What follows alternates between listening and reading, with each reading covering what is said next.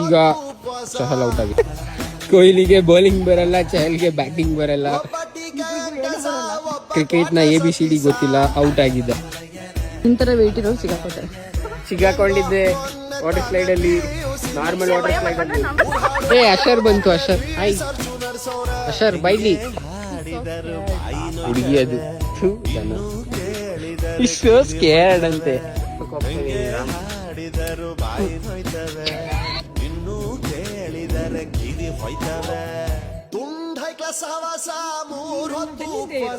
ಮಾಡ್ತಾ ಇದೀಯ ಸೀತಾ?